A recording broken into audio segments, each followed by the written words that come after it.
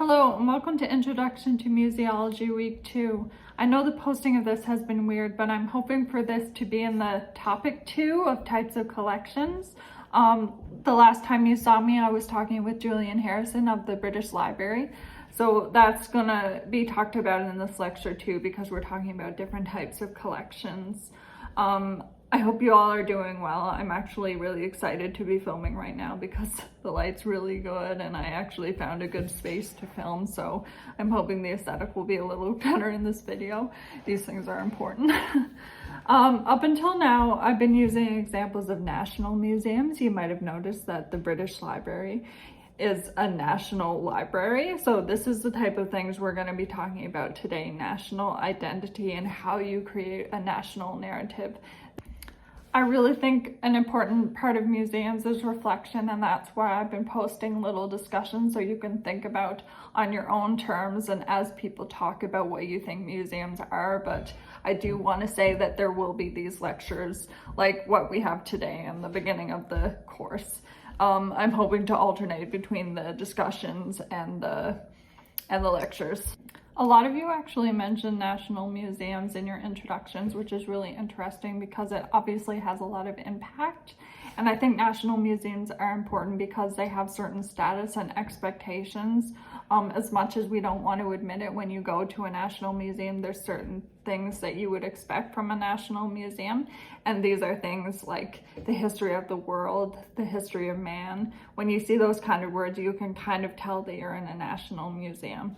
Something important I want to stress right now, though, is that although museums around the world, they have the name National Museum, there is no set guidelines for national museums all around the world. The thing about national museums is they're set to the certain country they're in, and they're funded by the government of the country they're in. So these kind of guidelines, you'll see correlations as will be apparent today, but there's no set guideline. As an example, and as a way to introduce the train of thought I'm going to introduce today, I want to show you the National Museum Act and the National Museums of Canada Corporation, which was from 1968.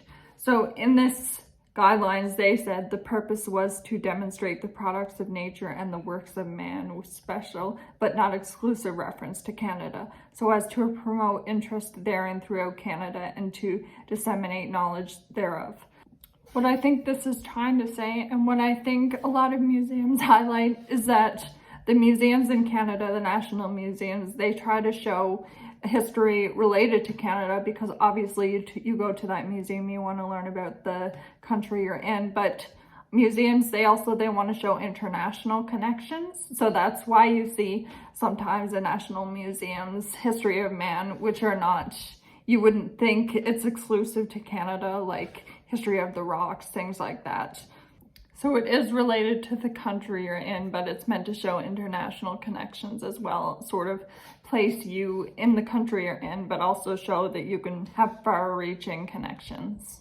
These guidelines were set out by the government, so obviously there was a public need for some kind of institution, which I kind of highlighted with the British Museum, but as we'll talk about more. This brings me to the next museum, which actually a lot of you talked about, the National Museum, New Delhi. You'll see a connection that it was created from an Indian Act in 1946 from selected artifacts from various museums of India. So again, we're seeing there's a need for people to understand their own culture. So it's understanding your own culture as much as it's understanding a culture that's foreign to you. It was created from an exhibition, so at first it was meant to be a temporary thing, but then it led to the idea that the collection should be built up to create the National Museum. So museum authorities and private donors who are participating in the exhibition were approached for the gift or loan of artifacts, and most of them responded generously. So I think that's really interesting. I think the idea that people responded well to an original exhibition and then it became a permanent thing is something that's really cool.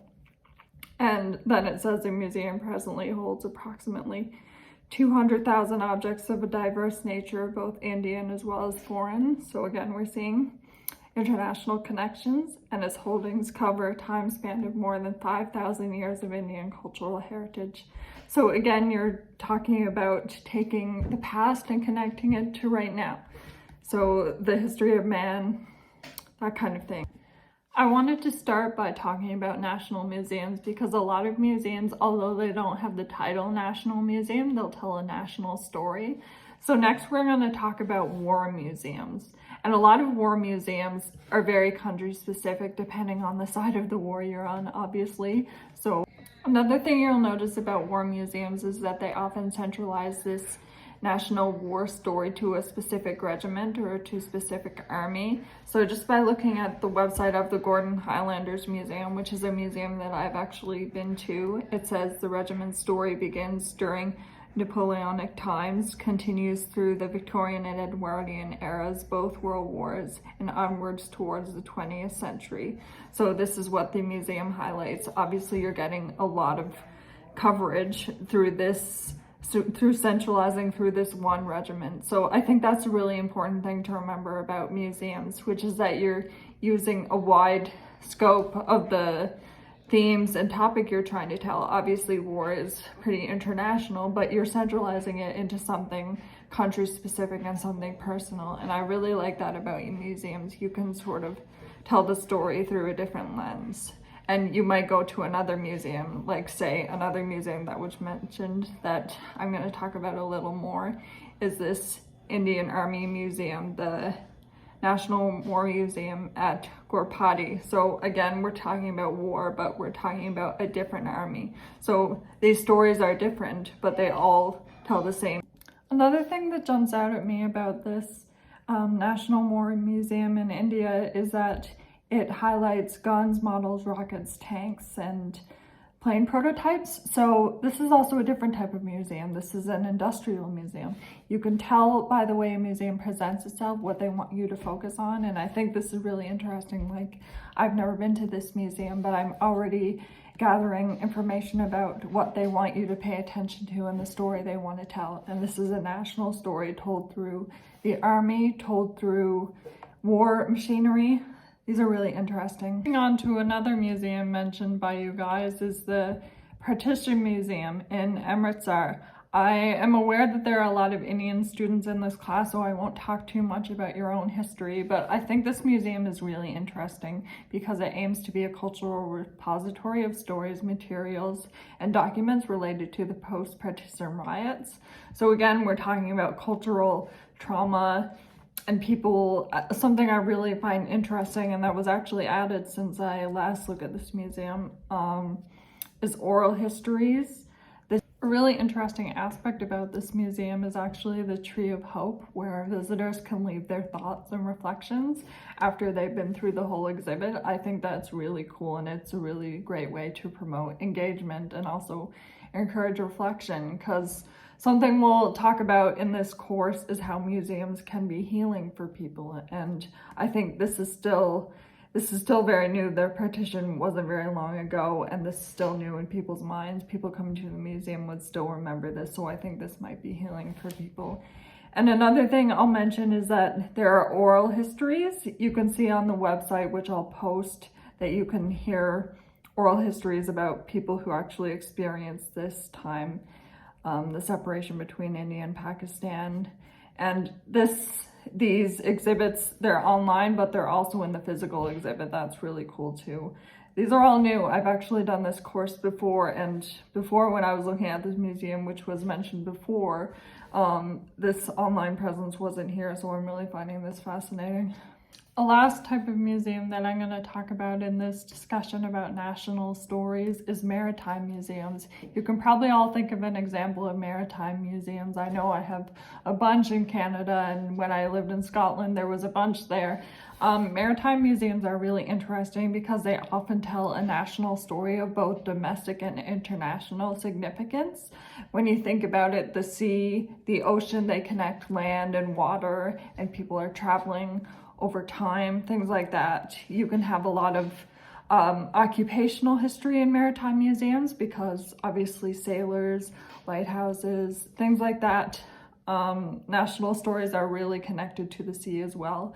Museum curators have highlighted that maritime museums are places for social history explored. And many countries are dependent on the sea, rivers, and inland waterways for survival and growth. So, like I've said, the sea, water, these are things that a lot of people can connect to and a lot of people thrive on to survive. I find this really interesting. You can't survive without the sea, basically.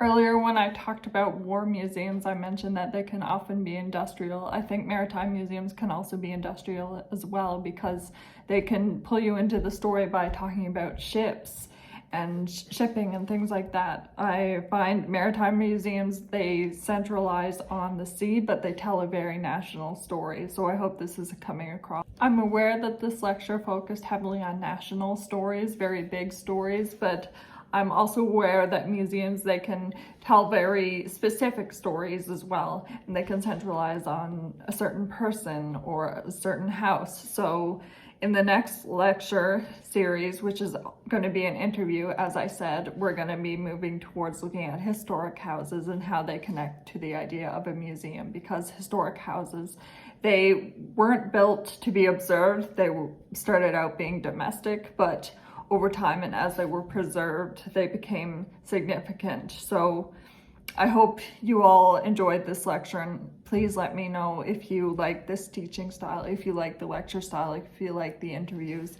The comments I've had so far seems like you enjoy that. So I will post questions as always. And yeah, I hope you all are doing well.